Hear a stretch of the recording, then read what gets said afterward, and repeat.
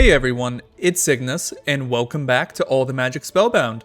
Today, we're going to be performing some dastardly deeds with Evilcraft. Make sure to like the video if you enjoy, and hit that subscribe button as well as the bell icon if you haven't already. It's free, and it helps the channel out immensely. And if you could, leave a comment down below letting me know what you think. Anyway, without further ado, let's get right into it. Today, we're starting with Evilcraft. And Evilcraft is a kind of confusing mod, but we'll definitely figure it out as we go. So the first thing that we need to do is we need to go ahead and make the Evilcraft book. Now, it's not made like a normal book. We need to go do something kind of sketchy. So let's grab ourselves some flight. We're gonna fly over to the village that's right here. So just to fill you guys in, right before I started recording this video, I ended up having to do the raid in this village. I forgot to grab some milk, and well, it didn't go well. So what we need to do is first we need to make the Evilcraft apple, which is just made with an apple and a dark gem. So we can get that down. And we're also going to need our book. So according to the quest book, in order for us to get the book, we need to take the darkened apple and feed it to an innocent mob, like this beekeeper, who I think will eat it if we toss it at him, if we don't steal it into our inventory first. Okay, let's toss this at him, see if he eats it, see if we can get him to eat it. No? Okay, he doesn't want to eat it. Maybe we need to feed it to a animal. Hi, you're an animal. I feel bad about this. Hey. Oh no. Yeah. Oh, cool. So we get an anomaly. We can throw a book into it, and we'll get the origins of darkness. So this book is our hands-on guide for pretty much the rest of Evilcraft, and that iron golem is not doing good. We're going to be using this book to guide our way through this mod because it's a little confusing even for me, and I had to do some practice off camera on my own private world. I had to do some practice on my own private world to get everything to work how I wanted it to. Now, first and foremost, let's go ahead and get this, and we're going to want to make ourselves some blood extractors. Now, those aren't too difficult to make, so we're going to come inside, get out of the rain. It is a dreary day in this world, and we're going to prep some syringes. So we're going to need, I believe they're called blood extractors. Yeah, we're going to need to make some blood extractors. Now, first we're going to need to make these spikes. We can get a lot of them for very little, and we can make a blood extractor. Let's go ahead and make 2 because we are going to need more than just 1.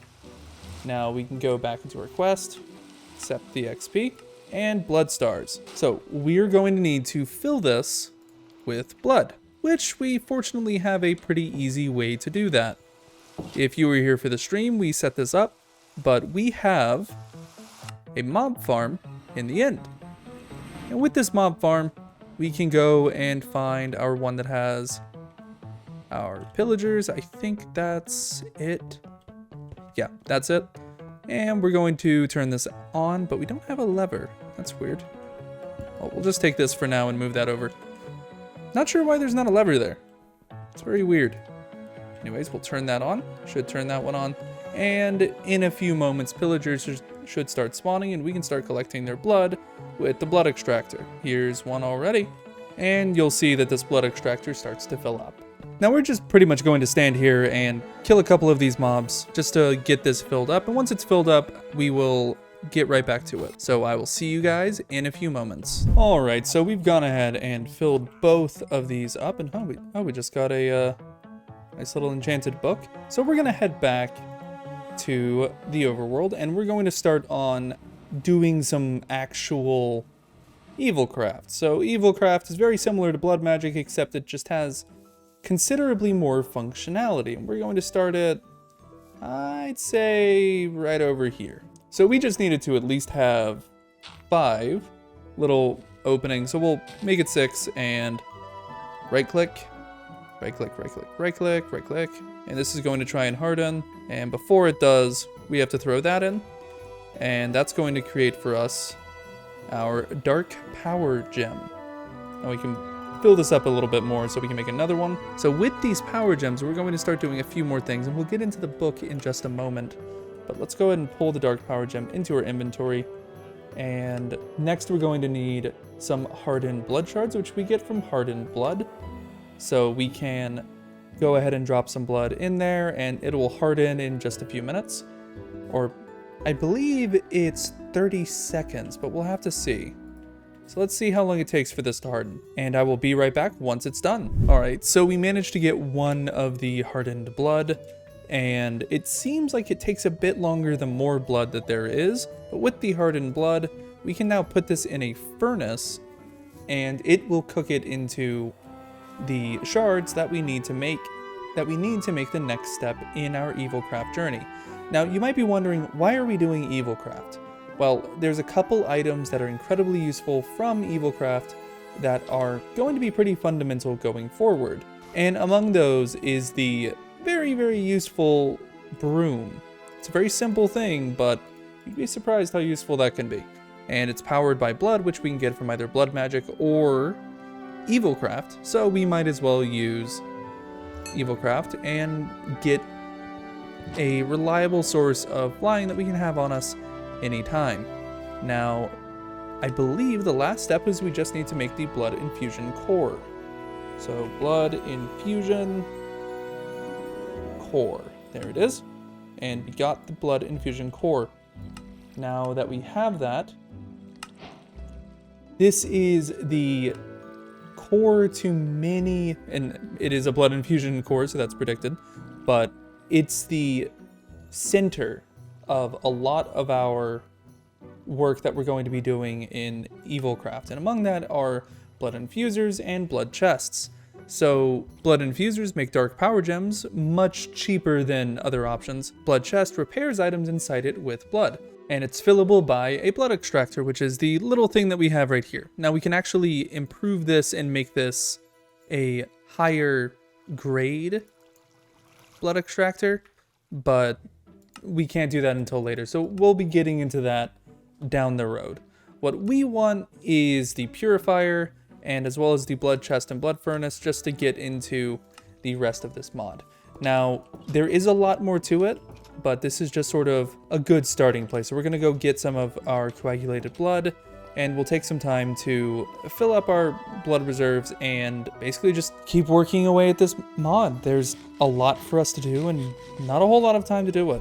All right, we just managed to get both of the cores, and now we can go ahead and make the blood infuser and blood chest. So we can take just some normal wood and normal stone, cobblestone specifically, and make the blood infuser, not to be confused with the blood furnace, and a blood chest. Now, throughout our time in this world, we've collected some condensed blood. This condensed blood is actually very useful, especially for the magic that we're about to be doing. So it's a good thing that we've been collecting it, so we can actually put this in there, and it's going to, as you can tell, very rapidly fill this thing with blood, which we can then just put in some dark gems and start processing this much, much faster than how we would need to otherwise. So we have that. We can get another blood infusion core. Now, our next step is to start filling up the bowl of empty promises. So what is that? We'll get into it, but we're going to need that to make tenacity cores, which are essentially just simple items that increase the quality of things like this. We can put it in here and it's going to make it better. So we can make these bowls pretty easily by just using these fancy dark power gems that we're farming up right now in the shape of a bowl. So we'll do that, and there we go. We got a bowl of empty promises. Now we need to fill this with two things. We need to fill it with crushed dark gem, which makes a dusted bowl of promises, which we then go and fill with blood. So how do we get this crushed dark gem? Well, so we just need to take this over here. We can chuck a few on the conveyor belt just as needed. All right, so we have 8 crushed dark gems, so we can go ahead and put this in here, and we're going to put our bowl of empty promises in that, and then we're going to just fly back over here real quick, and we're going to fill it with blood. So we got our dark gems. Let's fill this dusted bowl of promises with blood. And this will take a hot minute, so we'll be right back when it's done. All right, the Bowl of Promises is done. This is a tier 0, and we're going to need to throw in a block of iron. Went ahead and grabbed that from our storage because we need to make a iron promise receptor. Or because we need to make an iron promise acceptor, which will then be putting in the promise of tenacity, which we will then be putting in the Bowl of Promises to make a promise of tenacity, which we can then use to make this even better. So it looks like this doesn't have just enough blood. There we go. So we needed it perfectly filled up. Otherwise it wasn't going to work.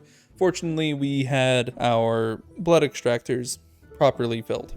And that's done. Now we can just move over to our crafting inventory and we're going to make our promise of tenacity right there. There we go.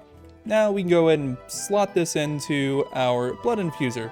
Which you'll see now we have a lot more space for blood, which is very useful because we're going to need a lot of this stuff.